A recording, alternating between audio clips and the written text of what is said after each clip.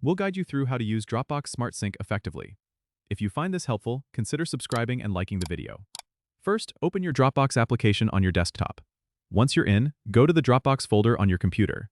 Here, you'll see all your files and folders that are available in your Dropbox account. To use Smart Sync, right-click on any file or folder. In the context menu, hover over the Smart Sync option. You'll see two choices: online only and local. The online only option allows you to save space on your hard drive by keeping the files in the cloud, while still letting you see them in your File Explorer. This means you can access them anytime as long as you're connected to the internet. If you choose local, the files will be available offline and stored on your hard drive, which is useful if you need to access them without internet access. You can switch back and forth between these options as needed.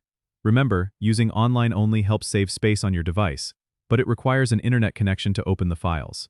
If you want to set default Smart Sync settings, click on the Dropbox icon in your system tray or menu bar, then click on your profile picture or initials.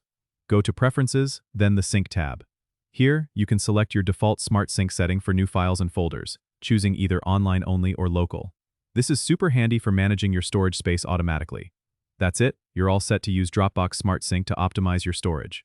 Don't forget to subscribe and comment if this helped you out.